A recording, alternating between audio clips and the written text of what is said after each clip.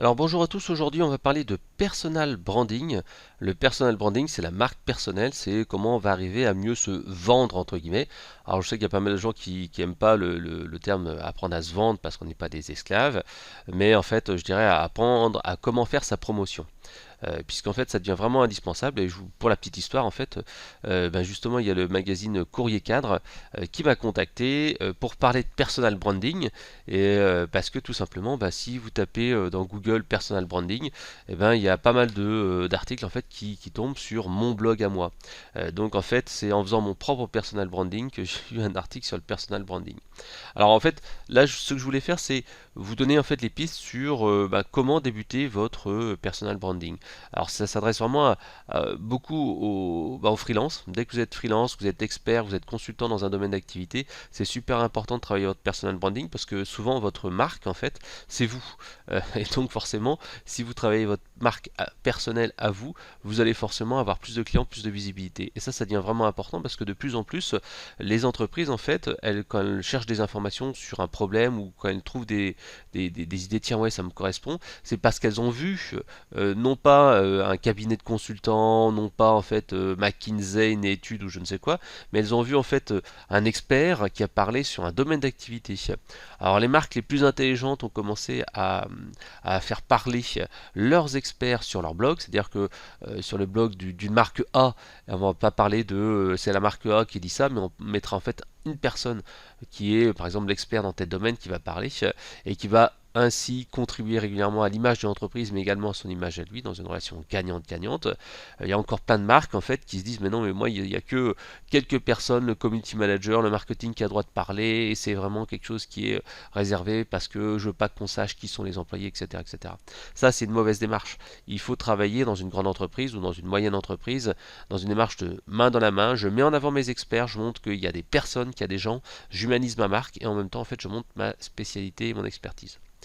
Là, c'est pour les grandes. Pour les petites, comme je le disais, on est freelance, on est consultant, c'est super important d'aller montrer qu'on est un expert parce que, comme je le disais, beaucoup de gens maintenant, ils font plus confiance à des gens qui sont sur Internet et qui semblent être les experts dans un domaine d'activité plutôt que de faire appel à un cabinet qu'ils ne connaissent pas. S'ils tombent sur Google sur comment optimiser un blog ou comment monter un blog et qu'ils tombent sur Frédéric Canevet, forcément ils se disent ah ouais mais celui-là j'ai trouvé sur Internet, en plus c'est quelque chose qui est intelligent, ça me parle, je vais faire appel à lui.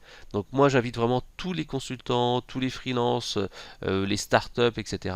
à travailler leur personal branding, que ce soit dirigeant ou n'importe quoi. Parce que imaginons que vous soyez dirigeant d'une startup, vous montez votre boîte. Bon ok d'accord, la startup fait start down ou elle marche, j'en sais rien. En tout cas à un moment donné vous quittez l'entreprise. Qu'est-ce qui se passe pour retrouver un boulot? Comment vous pourrez facilement trouver du taf? Tandis que si vous avez monté un blog sur votre activité, ce que vous avez fait, là les gens vont voir un petit peu ce que vous faites. Vous êtes positionné sur un certain nombre de mots-clés, une expertise donnée. Voilà, donc ça c'est quelque chose qui est important quand on est freelance consultant. Quand on est salarié, c'est également important. Pourquoi? Parce que tout simplement, à deux candidats identiques, on va plutôt faire confiance à quelqu'un qui montre de son expertise, qui a prouvé des choses et qui est recherché dans Google, qui est visible dans Google, qui est visible dans LinkedIn, etc., etc. Donc c'est vraiment important d'être visible là-dessus. Et puis en plus, en étant visible, en publiant de l'information, en créant de l'information, en relayant de l'information, en faisant de la curation, la curation, c'est diffuser de l'information à valeur ajoutée sur votre thématique, vous allez devenir visible, donc être reconnu comme un expert, et vous allez être chassé. Moi, par exemple, très régulièrement, je suis chassé par des gens qui me disent ouais, j'ai vu votre blog ou j'ai vu votre truc, etc., etc. J'ai vu votre partage sur LinkedIn, blablabla, bla, bla, bla, bla. Et donc tout ça fait que vous allez avoir entre guillemets une assurance chômage grâce à votre personal branding. Et bien sûr, ce qui est important de savoir, c'est qu'il ne faut pas le faire quand vous cherchez un boulot, quand vous voulez chercher une boîte, parce qu'en fait, le personal branding, ça met du temps. C'est comme le marketing. Vous n'allez pas construire une image en 5 minutes. L'image, en fait, ça se construit dans le temps. Grosso modo, moi je le sais, pour activer un réseau, c'est-à-dire qu'imaginons que vous voulez chercher un nouveau boulot, vous voulez chercher des clients, il faut plusieurs mois. Généralement, pour un boulot, il faut entre 6-9 mois minimum pour que votre réseau commence à vous apporter des missions. C'est-à-dire que vous montez votre boîte, vous commencez à en parler un petit peu, et on va dire 6 mois plus tard que les gens vont dire tiens en fait je crois que tu avais monté ta boîte, il y a peut-être quelqu'un qui est intéressé, ou tiens je crois que tu cherches un boulot dans tel domaine, regarde, il y a peut-être ça qui t'intéresserait, telle mission, etc. etc. Voilà. Donc c'est important de le commencer le plus tôt possible et de faire un minimum. Donc qu'est-ce qu'on va faire? Alors l'étape numéro un, c'est déjà d'aller regarder dans Google ce qu'on dit de vous. Alors, vous tapez dans Google et vous marquez votre nom, hein. Vous tapez par exemple Frédéric Cannevette, voilà, hop, et votre personal branding, en tout cas votre image, ça va être déjà qu'est-ce que Google dit de vous. Et donc qu'est-ce qui se passe exactement? Est-ce qu'il y a votre photo? Est-ce qu'il y a des images? Est-ce que c'est valorisant? Est-ce que c'est pas valorisant? Donc en fait c'est l'étape numéro un avant de vous lancer et faire n'importe quoi. Refaites un état des lieux. Regardez ce qui sort. Et est-ce que ça correspond à l'image que vous voulez donner? Est-ce que c'est des photos de vous sur Facebook où on vous voit en train de faire la teuf avec un verre à la main et en train d'hurler dans une soirée ou en maillot de bain sur la plage? Ou est-ce que les photos qui ressortent, c'est vous à un salon en train de faire une exposition, enfin une conférence? Est-ce que c'est vous en train de faire un atelier? Est-ce que c'est un communiqué de presse qui apparaît? Est-ce que c'est une vidéo où vous êtes apparaissez? Donc voilà, donc ça c'est l'étape numéro un, véritablement importante. Faites déjà un premier diagnostic. Et en plus, ce qui est assez intéressant, c'est que ce diagnostic, vous pourrez après vous dire, tiens, il y a des choses à corriger. À corriger, c'est quoi? C'est par exemple, ben, vous avez des commentaires, vous avez votre page Facebook, enfin votre profil Facebook, vous avez des photos pas très clean, vous avez en fait des photos de soirée, des photos de maillot de bain, etc. Qu'est-ce que vous faites? Ben, vous avez plusieurs solutions. Soit en fait, ben, vous virez en fait ces trucs-là et vous remettez une image à peu près clean. Deuxième solution, ce que font beaucoup de gens, c'est-à-dire que vous créez un profil qui n'est pas recherchable. C'est-à-dire qu'au lieu de mettre par exemple Frédéric Cannevette, ben, vous allez marquer Frécan. Voilà, et pour vous, en fait, vos amis qui vous connaissent retrouveront Frécan, les gens qui ont votre numéro de téléphone, votre email retrouveront Frécan grâce à Facebook parce que vous êtes des amis d'amis, mais quelqu'un qui cherche Frédéric Cannevette, il ne trouvera pas dans Google Frécan. Donc en fait, ça c'est une première étape. Soit vous vous cachez un petit peu et vous séparez bien la vie privée et publique, soit en fait vous optimisez votre profil actuel en mettant des changements. Par exemple, il n'y a pas très longtemps, bah, j'ai discuté avec un blogueur très connu et en fait, bah, il était au Portugal et donc il m'a dit tiens, passe me voir. En plus, je te montrerai ma fille que je viens d'avoir il y a un an et demi. Je dis ah d'accord, ok. Puis je vais regarder sur Facebook. Il a bien un profil pro. Qui est un profil professionnel. Moi, je sais ce que j'avais fait au début, un profil vraiment pro, rien que pour mes trucs pro, où je poste des trucs pro. Puis j'ai vu qu'il avait un deuxième profil perso, un profil perso avec les mêmes noms. Puis je lui dis, ah tiens, parce qu'on était en train de dialoguer sur Facebook, je dis, tiens, ouais, je vois les photos de ta fille. Ah, c'est vrai, elle a l'air très gentille, machin et tout ça. Il me dit, mais comment tu sais? Je dis, mais attends, t'as ton profil perso, t'as pas sécurisé les trucs. Et il m'a dit, ah non, j'ai pas fait, je savais pas comment faire. Et en fait, on voyait toutes les photos de sa famille, l'anniversaire de sa fille et tout ça. Et donc, en fait, bah, il a voulu quand même séparer les deux. Donc, option 1, c'est, et ce que je vous conseille de faire, c'est créer un nom qui n'est pas recherchable facilement. Vous faites une faute d'orthographe, ou vous faites un frécan, ou des choses comme ça, ou vous faites quelque chose qui est vraiment différent. L'autre option, moi, c'est ce que j'ai fait, c'est que mon profil en fait Facebook est un profil, on va dire semi-pro. C'est-à-dire qu'en fait, il sert à mettre des informations personnelles. De temps en temps, je mets de la musique. De temps en temps, je mets des photos de salon, des trucs que je vais visiter, des photos de mes voyages. En fait, pour humaniser un peu ma marque. C'est comme une marque d'entreprise. Une marque d'entreprise doit être humanisée obligatoirement parce qu'il faut mettre de l'émotion. Donc, de temps en temps, je mets des trucs un petit peu importants. Là, par exemple, j'ai mis les photos de ma fille que je vais avoir très prochainement, là, au mois d'avril. Alors, j'ai mis une photo d'échographie. C'est parce que je suis content de le partager avec mes amis, mais c'est également pour me montrer que je suis un être humain quelque part et que bah là c'est quand même intéressant de mettre ça, faire partager un petit peu de sa vie personnelle sans trop en mettre. Je ne mets pas par contre des photos de ma fille qui a 3 ans et demi là, je mets pas de photos d'elle. Par contre, photos d'un bébé dans un ventre en échographie, oui ça je peux mettre parce que c'est pas trop personnel. Donc il faut vraiment faire attention à ce que vous voulez mettre ou pas en fait, hein, c'est important. Il n'y a pas très longtemps, par exemple aussi, on avait rendez-vous avec un client, enfin un prospect, et donc bah, voilà, on est allé le voir, et puis donc bah, c'était son anniversaire, on avait vu ça sur LinkedIn, et qu'est-ce qu'on a fait? Ben, en fait, on lui a offert un petit pack de goodies avec, bon, il y avait un agenda, il y avait un stylo, il y avait une petite clé USB. On a dit, bah attendez, aussi on a vu que c'était votre anniversaire, regardez, un petit cadeau pour vous. Voilà, donc c'était un petit truc, un petit plus, et si vous avez lu Influence et manipulation de Robert Cialdini, bah, vous savez que ce petit plus là vous permet parfois d'avoir de rendre la personne redevable en offrant un petit cadeau, la personne est redevable et donc ça permet d'avoir un petit plus par rapport aux concurrents.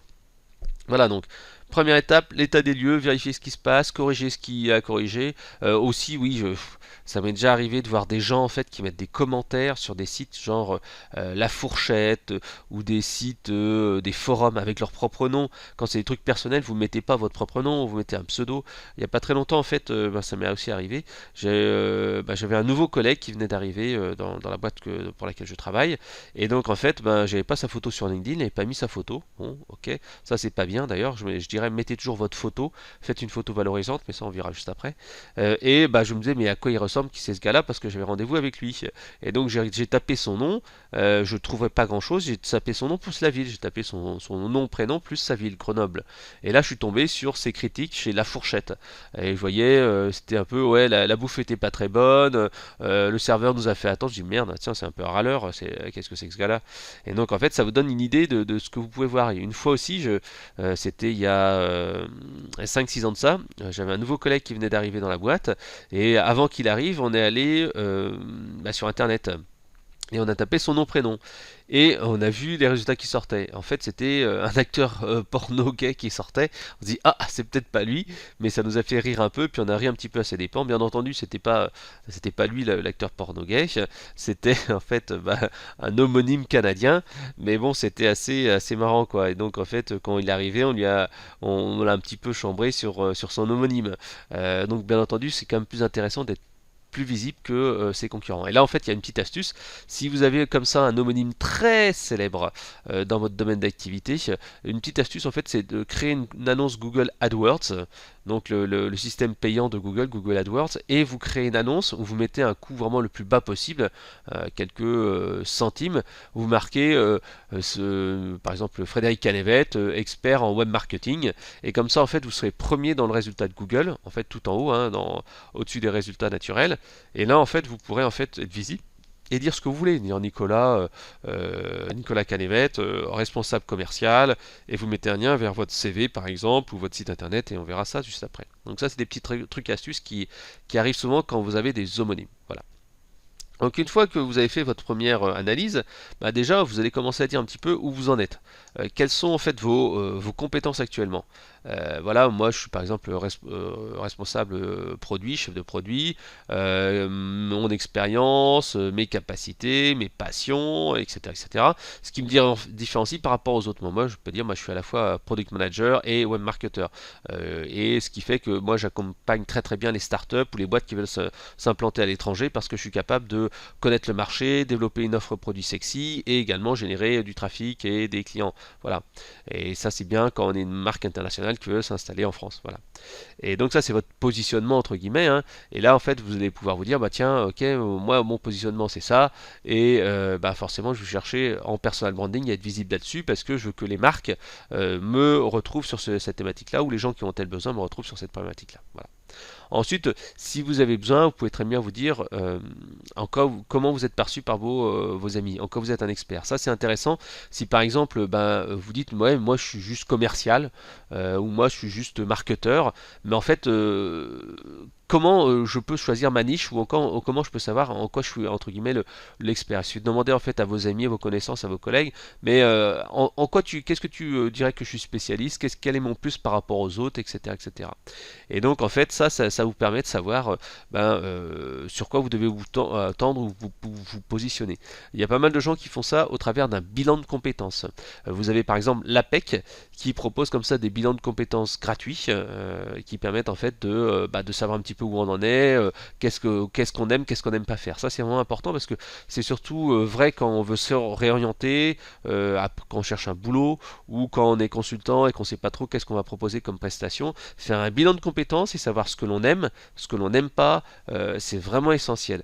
Il y a un bouquin dont j'ai fait la critique sur conseilmarketing.com qui s'appelle Consultant, comment réussir, durer, etc., etc.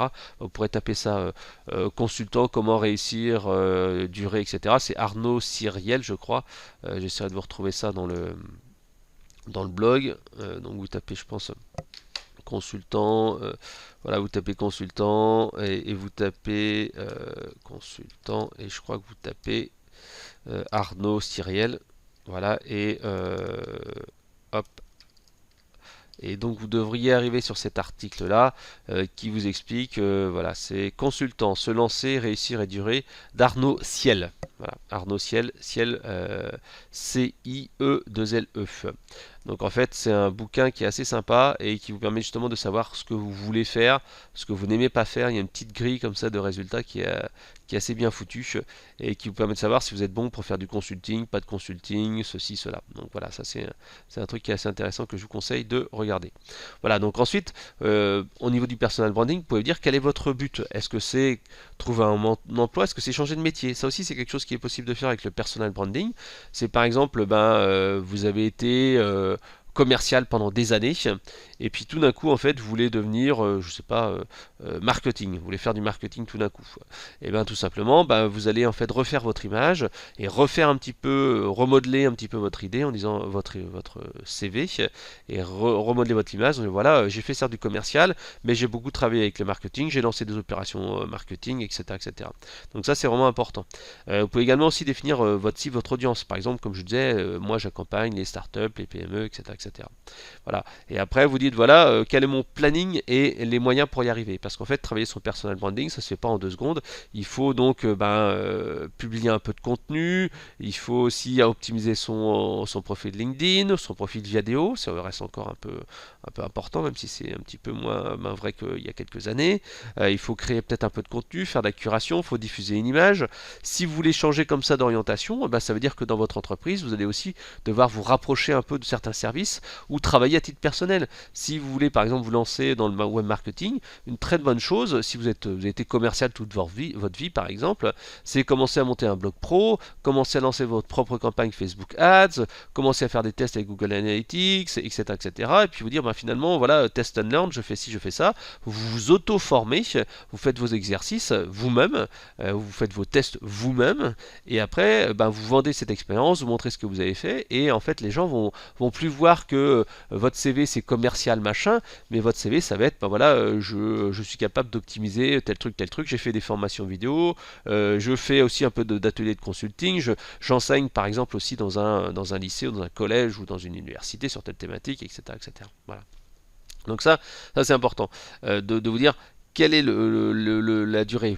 Par exemple, moi je connais pas mal de gens qui disent moi j'aimerais bien changer de job dans quelques temps. Je leur dis ok d'accord, d'ici combien de temps tu voudrais bouger? D'ici 6 mois, 9 mois? Ok, mais alors dis-toi que si tu veux changer dans 6 mois, 9 mois, faut que tu mettes un plan d'action où chaque week-end tu vas te consacrer au moins 2-3 heures minimum, 2-3 heures minimum, c'est même plutôt 4-5 heures, pour aller chercher un boulot, construire ton image. Et chercher un boulot, c'est pas que répondre à des annonces, c'est aussi travailler sur ton CV, travailler sur ton LinkedIn, créer par exemple un blog éventuellement, etc. Voilà. Donc ça c'est vraiment important à faire. Se dire combien de temps je vais consacrer là-dessus et sur quelle durée. Moi ce que je vous conseille quand vous voulez faire du personal branding, c'est réserver un créneau horaire dans votre semaine. En fait, il faut être très clair là-dessus.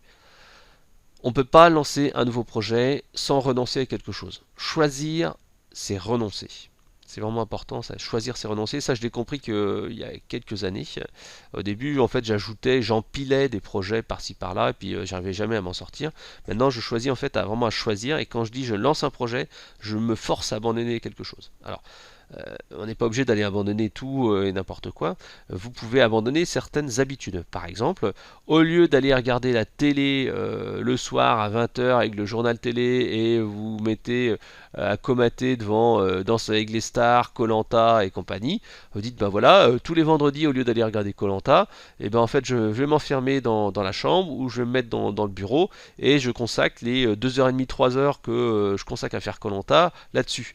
Et en fait vous essayez de créer une habitude en vous disant voilà, c'est tous les vendredis pendant 3 heures ou 2h30 je fais ça. Et puis après le samedi plutôt le dimanche, je sais que ça marche bien le dimanche. Le dimanche en fait soir, au lieu de regarder le journal télé et ensuite le film, ce que je fais c'est que je consacre les 2h30 du dimanche soir à faire ci. Donc vous allez pas en fait empiéter sur votre vie privée en disant oh non mais maintenant ma chérie je sors plus, je fais plus ceci, je fais plus cela. Vous choisissez des créneaux horaires et des périodes dans votre agenda pour le faire.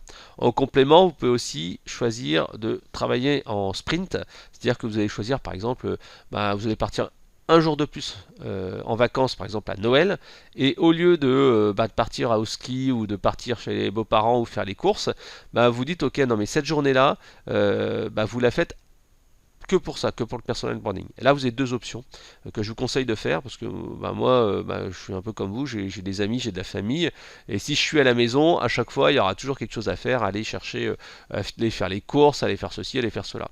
Et donc, il y a deux options. L'option numéro un, si vous pouvez, rester à votre bureau. C'est-à-dire que vous ne dites pas à votre femme que vous avez pris un jour de congé, ça m'est arrivé quelquefois, mais d'aller au bureau comme d'habitude, mais sauf que à vos collègues vous dites non mais là j'ai besoin de travailler, je vais venir au bureau mais je travaillerai pour moi, et donc vous travaillez pour vous, vous mettez dans une salle, et comme ça vous êtes en ambiance de travail, vous êtes avec vos collègues de bureau mais qui vous demandent rien du tout, vous montez dans une salle vraiment à part, et vous leur dites bien je suis en vacances, et vous faites votre truc. Autre option, si vous avez peur que vos collègues de bureau vous emmerdent aussi, vous allez dans un café, dans un cybercafé ou dans une bibliothèque ou dans un bar. Moi, ça m'arrivait pendant un petit moment d'aller, par exemple, chez Starbucks ou au petit bar du coin et de bosser pendant 3 heures avec mon portable. Alors bien sûr la limite c'est la batterie puisque vous pouvez tenir le temps de la batterie de votre PC. Donc en fait généralement c'est des histoires de demi-journée et on ne peut pas faire beaucoup plus. Mais bon vous pouvez utiliser aussi un papier crayon et ensuite après taper sur votre ordinateur. Tout ne se fait pas à l'ordinateur. Voilà. Donc ça c'est vraiment important, définir votre image cible avec les mots-clés aussi. Donc ça c'était l'étape essentielle, c'est se dire ok maintenant que j'ai fait un bilan, à quoi je veux ressembler. Mon image cible c'est par exemple je veux avoir l'air d'une start-up, voilà quel est entre guillemets mon pitch. Si je me présente en une minute, je suis qui? Je suis Frédéric Canevet, product manager et spécialiste en fait de l'expérience client. Vraiment ma spécialité c'est d'être à la fois un spécialiste du marketing produit pour développer des bonnes offres, mais en même temps je suis capable de faire de la promotion et utiliser des techniques de growth hacking pour aller très rapidement aider une entreprise à faire connaître un produit en France. Voilà. Donc grosso modo, un pitch c'est ça. Alors vous pouvez taper aussi sur conseil marketing pitch et vous verrez comment on fait un pitch. En fait, il y a vraiment une structure. Voilà, vous tapez sur conseil marketing pitch et vous verrez qu'il y a une structure qui est vraiment très simple à faire, qui est utilisable pour une entreprise et qui est valable aussi pour une personne. Le pitch, en fait, l'elevator pitch, c'est se dire, voilà, en 30 secondes dans un ascenseur, le temps en fait qu'on monte dans un ascenseur, vous êtes capable de vendre un produit ou vendre quelque chose. Donc la structure, c'est simple, c'est nom du produit, fonction, cible, prix, avantage concurrentiel, éventuellement un cas pratique, plus appel à l'action. Par exemple, le nom de ce produit, par exemple Frédéric Canevet, a été conçu pour les startups américaines qui veulent s'installer en France pour vendre des logiciels. Frédéric Canevet est un product manager, mais en plus de ses concurrents, c'est aussi un growth hacker qui permet en fait d'aller tout de suite lancer une offre et de la faire décoller. Grâce tout simplement à ma connaissance en growth hacking, j'ai d'ailleurs écrit un bouquin là-dessus et si vous intéresse, je peux vous l'offrir ou le dédicacer. Voilà. Donc vous voyez là j'ai adapté la formule du pitch qui est nom du produit, fonction, cible, prix, avantage concurrentiel, cas pratique et appel à l'action. Voilà. Donc ça c'est un truc qui fonctionne très bien, cette structure là en X parties, en X étapes, vous pouvez l'adapter à vous-même, vous pouvez l'adapter à votre marque professionnelle ou votre entreprise. Voilà. Donc, ce qui se passe, c'est qu'une fois que vous avez fait ça, vous allez travailler un petit peu votre visuel. Alors, le visuel, c'est quoi? C'est votre look. Vous travaillez votre photo. En fait, moi, j'appelle ça sculpter son image. Sculpter son image, qu'est-ce que ça veut dire? Ça veut dire tout simplement se donner une image valorisante. On ne peut pas changer sa nature. Ça, c'est quelque chose qui est essentiel. Si, par exemple, vous êtes quelqu'un qui est pas très fun et qui très carré, très sérieux, si vous mettez je sais pas, une image où vous êtes en photo en train de rigoler et vous dites voilà je suis le Superman de la compta par exemple, et que les personnes vous voient, ils verront tout truc, mais il y a un truc qui est vachement bizarre sur LinkedIn ou sur son blog ou sur ses vidéos, il a l'air vachement cool. Puis en fait, waouh, il est aussi triste qu'une porte de prison, quoi.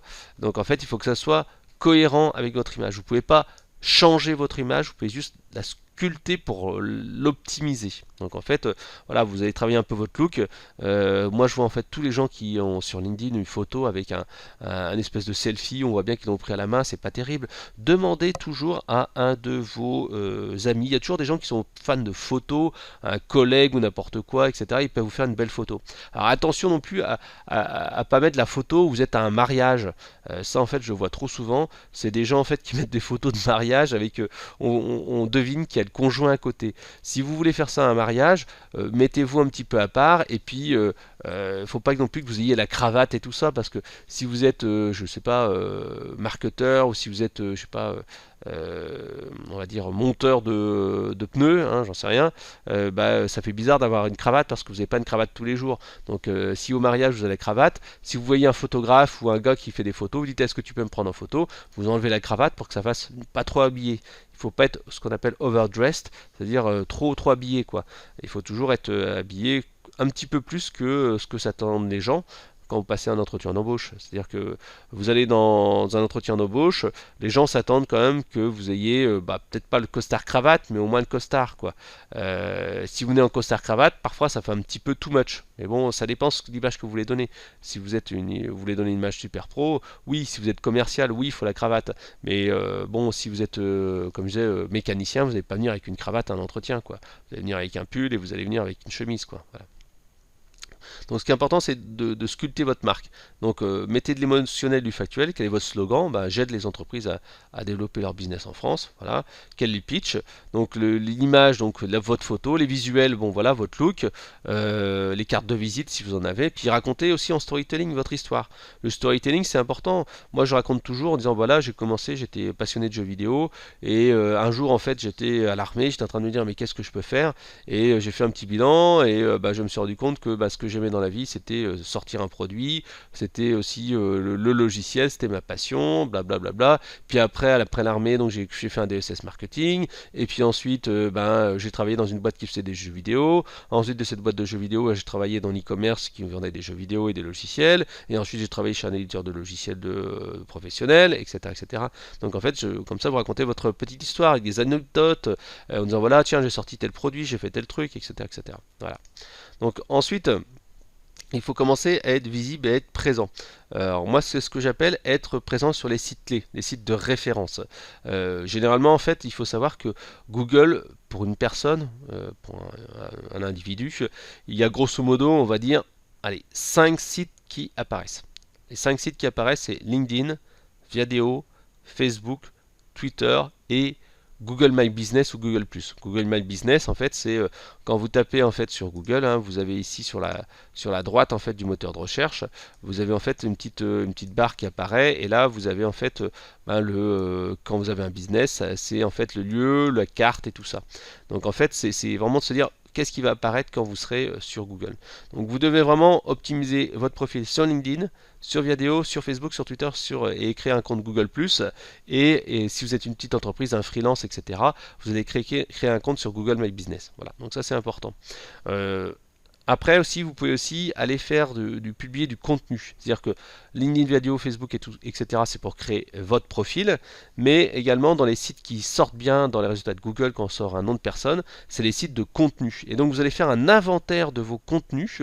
Par exemple, vous avez fait une vidéo. Vous étiez interviewé en vidéo, vous avez fait une conférence.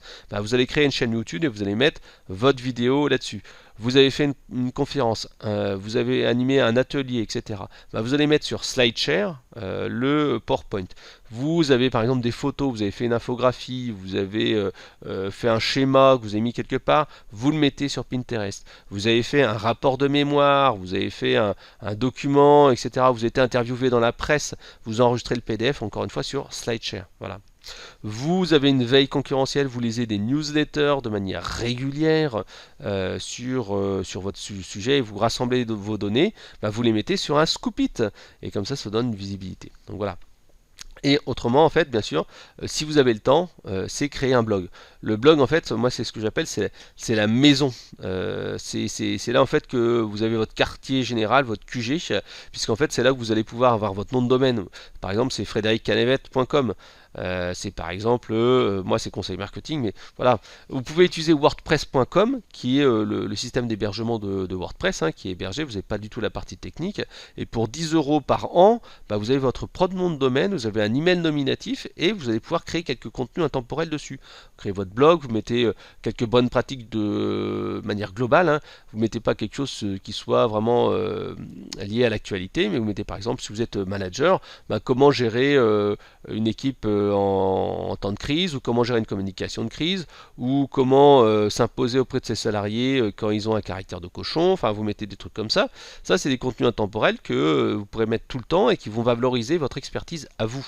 Donc le blog, en fait, c'est intéressant parce que ça permet de pousser une expertise personnelle. Donc il faut construire des contenus que vous allez mettre là pour longtemps.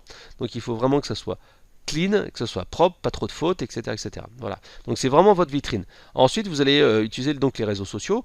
Là, le but en fait, c'est de rencontrer, socialiser, échanger. C'est-à-dire que sur LinkedIn, vous allez partager du contenu, des choses que vous avez écrites vous, si vous avez le temps, ou des choses que vous avez vues sur votre veille concurrentielle, votre Scoop It.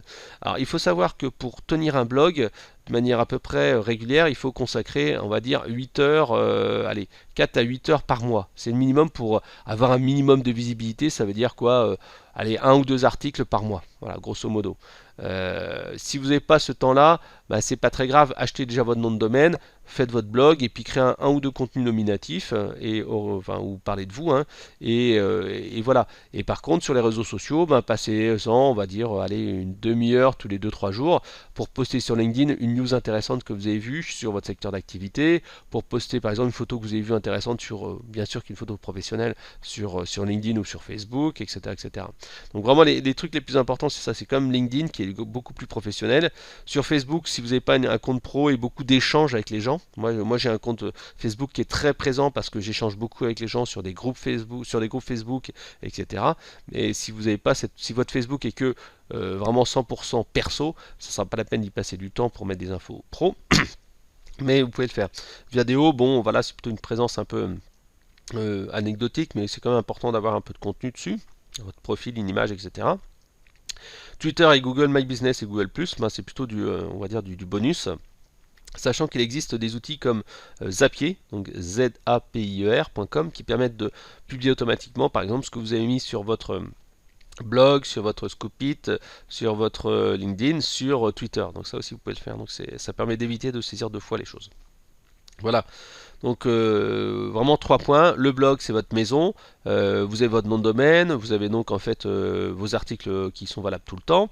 Vous avez les réseaux sociaux où vous échangez, vous sociabilisez. C'est vraiment important d'ajouter comme ça vos collègues, les gens que vous rencontrez, vos clients, vos fournisseurs, puisque souvent ce sont les clients de vos clients, les gens que vous connaissez, qui seront sans doute vos futurs collègues bientôt. Le monde est vraiment extrêmement petit. Et sur SlideShare, Pinterest et compagnie, bah, vous allez tout simplement diffuser des contenus que vous avez déjà. Vous faites déjà un inventaire de ce qui existe, et après quand vous voyez quelque chose de sympa, vous le mettez dessus. Voilà. Donc ensuite, vous allez animer votre réseau. Là, vous avez commencé à ajouter vos anciens collègues, etc. sur LinkedIn, sur Viadeo. Ben maintenant, en fait, vous allez suivre les influenceurs, vous allez commenter de temps en temps. Il n'y a pas très longtemps, en fait, moi, j'ai rencontré une personne qui était directeur de l'expérience client, qui a quitté sa boîte parce qu'il y a eu une restructuration. Et en fait, qu'est-ce qu'il a fait? Il a commencé à commenter un peu à droite à gauche partout sur LinkedIn. Il commentait, il participait, il publiait des trucs sur le blog de LinkedIn, enfin, parce que LinkedIn a une plateforme de blog. Il mettait même une mini-vidéo, des choses comme ça. Et ça lui permet en fait de gagner en visibilité. Il a même fait un article invité sur mon blog, et parce que je trouvais que ce qu'il disait était vraiment pertinent. Et grâce à ça, en fait, en l'espace de 3 à 6 mois, il a trouvé un nouveau boulot de très belles factures et très très bien payé. Donc en fait, il n'a pas fait que répondre aux annonces. Il est vraiment allé au contact. Il a été contacter les gens. Il a travaillé beaucoup sur LinkedIn. Il travaillait sur les groupes, etc., etc. Les groupes, les forums, etc. Vous avez moyen en fait de les d'être reconnu. Par exemple, les groupes LinkedIn, ça peut être assez intéressant. Surtout commenter les posts, c'est encore plus intéressant. Puis après, n'oubliez pas le offline, comme par exemple les soirées de networking. Si vous cherchez un boulot, c'est intéressant d'aller sur des salons, aller assister à des conférences, discuter avec les gens, etc., etc. Donc ensuite, vous créez votre propre contenu. Comme je vous le disais, si vous avez le temps, sur votre blog, bah, vous pouvez mettre des conseils, de la valeur ajoutée. Ça, c'est vrai si vous cherchez un boulot et que vous êtes au chômage. Réservez du temps tous les jours pour créer ce contenu-là et ensuite le diffuser. c'est super important de le diffuser et pas juste créer un blog, créer des contenus sur un blog, parce que les contenus sur un blog mettront des mois et des mois avant d'être visibles. L'essentiel de les partager, de dire, demander à des gens quel est votre avis, etc., etc. Voilà. Donc n'hésitez pas si vous pouvez, hein, avec bien sûr du guest posting, des livres blancs, des checklists. Par exemple ici cette infographie que j'ai créée sur le personal branding, ben, j'ai pris une infographie en anglais et je l'ai traduite. Ça n'a pas pris plus d'une heure et pourtant ben, c'est assez intéressant et ça a permis après de le diffuser. Donc on n'est pas obligé de tout créer, on peut adapter les contenus en anglais et les faire en français.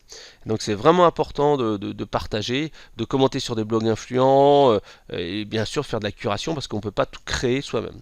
Après, vous avez aussi des sites en fait comme par exemple doyoubuzz.com qui vous permettent aussi d'avoir minimum de visibilité grâce à un mini CV en ligne. Voilà, ça peut être également intéressant aussi là-dessus. Voilà.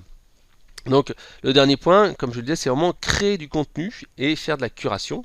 En fait, on ne peut pas créer tout le temps du contenu. Donc la curation, comme je disais, c'est partager un truc, traduire une infographie française, voir sur SlideShare un PowerPoint intéressant, en faire quelques commentaires et le diffuser, etc., etc. Voilà. Et donc une fois qu'on a fait ça, tout simplement on va surveiller son réputation. On va tout simplement mettre en place une alerte avec Google Alerts ou alors en fait avec mention.com. Vous pouvez en fait marquer votre nom et votre prénom et il vous enverra par email tous les jours une alerte en disant tiens il y a quelque chose qui se dit sur ceci, sur cela. Voilà. Répondez aux questions, aux remarques et analysez ce qu'on dit et les tendances. Voilà. Alors les derniers points, ce que c'est important, c'est de mettre de l'humain. Comme je le disais, mettez de l'humain. Quand vous créez un article, dites pas la tendance actuelle, c'est ça, etc. Mais dire, voilà, selon mon avis sur la tendance de bidule, c'est ça. Je pense que, mettez vraiment de l'humain, dites que c'est vous. On achètera, enfin on achètera. On fera appel à vous si vous mettez vraiment de l'émotion dedans et vous dites, voilà, c'est moi, je suis l'expert, etc., etc. N'hésitez pas à faire du multimédia aussi.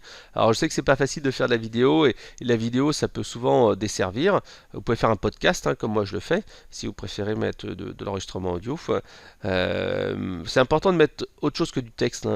C'est de plus en plus important de mettre vraiment du multimédia et de diffuser ça sur différents canaux. Voilà, de l'image, si vous savez dessiner, n'hésitez pas. Ça peut être un vrai plus parce que les dessins, il y a plein de gens en fait qui aiment ça parce que c'est facile à lire, c'est facile à utiliser, etc.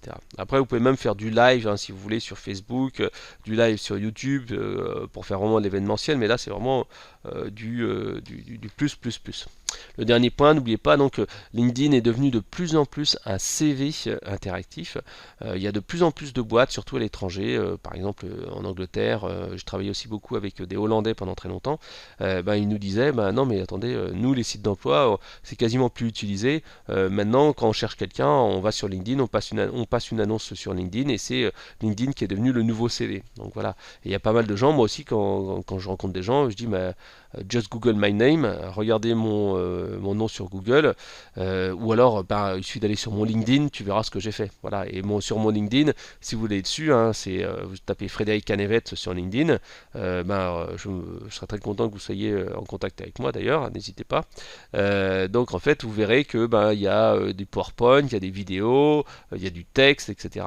Et n'oubliez pas d'optimiser votre profil LinkedIn parce que sur LinkedIn, en fait, la recherche elle est très liée aux mots-clés. Donc mettez dans votre titre, mettez dans votre petit résumé au départ les mots-clés que vous voulez mettre dedans. Par exemple, moi, dans les boîtes précédentes, j'étais product manager, mais ça s'appelait chef de marché. Il y a des gens qui appellent ça également chef de produit. Donc en fait, il faut mettre dans votre description de poste et dans votre intitulé ce que vous voulez valoriser. Donc moi j'ai mis chef de product manager parce que c'est un terme anglais. Maintenant on parle de plus en plus de product manager et moins en moins de chef de produit ou chef de marché qui est totalement exotique, qui a été utilisé par 2-3 boîtes uniquement. Donc en fait je mets pas chef de marché, je mets product manager ou product marketing manager. Voilà, vous mettez en fait ces mots clés là parce que vous savez que c'est ça que les gens vont taper dans Google. Enfin dans Google et dans LinkedIn aussi. Voilà. Puisque bien sûr, LinkedIn étant indexé, si vous mettez Product Manager, forcément ça va apparaître dans les résultats de Google si c'est indiqué dans LinkedIn. Voilà. Donc c'est ce que je voulais vous dire, comment en fait on va pouvoir travailler son personal branding, hein. Vraiment il y a grosso modo 9 étapes, hein. Vous pouvez les regarder, vous tapez personal branding sur le blog Conseil Marketing et vous retrouvez en fait l'infographie qui résume ces 9 étapes là. Et vous pouvez mettre des commentaires aussi, c'est avec plaisir que j'y réponds. Allez, je vous souhaite à tous une bonne journée, bye bye.